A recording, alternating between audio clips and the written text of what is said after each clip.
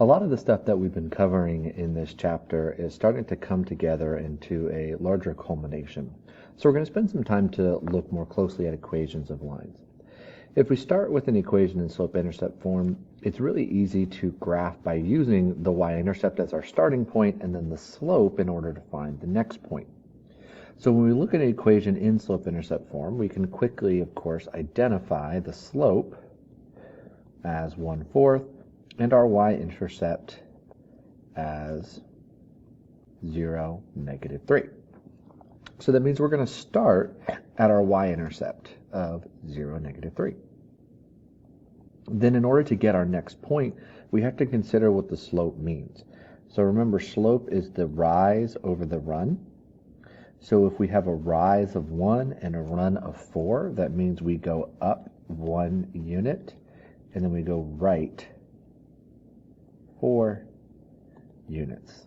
So from this point, we go up 1, and then right 4 units, and that's where we get the second point on our line, and then that's all we need in order to graph our equation by using slope and y-intercept. So we can do it again. Function notation is markedly the same as slope-intercept form. So our slope is -3/4, and our y-intercept is 0, 2. So we're going to start at 0, 2 on our y-axis, and we think about what our slope means. Again, that means if we have a -3/4, that means we have a rise of -3. So we go down 3 units, and then a run of 4. We go 4 units to the right. So from our starting point, we go down 3 units, and to the right 4 units to get our next point, and we can go ahead and graph that. And we'll do that in blue. So it's different from the first one. And so here you see we've got graph A, graph B. Now if we have an equation in standard form is easiest to find the x and the y-intercepts. Recall that the x-intercepts are when y equals 0, and the y-intercepts are when x equals 0. And so the reason standard form works so well is if I'm trying to find my x-intercept, oopsies, that was strange. If I'm trying to find my x-intercept and I let y equals 0 and I substitute that into my equation, what happens is this term with the y in it eliminates. And all I really have to do is just a one-step solving for 2x equals 12.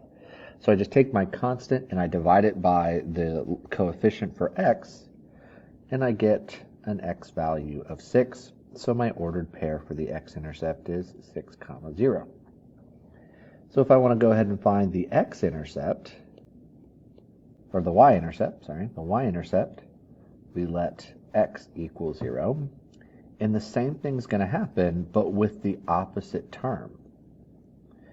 The x term is going to cancel out, leaving me with 3y minus 12.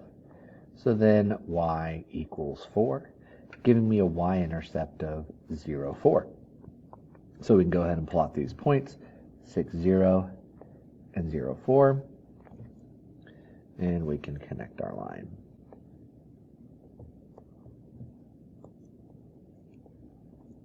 So let's extend that idea a little bit further, and let's just think about it in terms of, if I'm trying to find the x-intercept, I know that my y term is going to cancel out.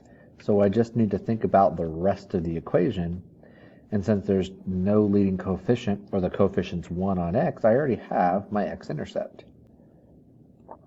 And then if I want the y-intercept, well, the x term is going to cancel out. So I have 2y equals 6. I solve, and I have my y-intercept as well. So we can go ahead and plot those 2 points. We've already got 0, 6 plotted, or 6, 0, so we just need to plot 0, 3. And we can connect those lines in order to get our equation. So we have graph B, and we have graph A.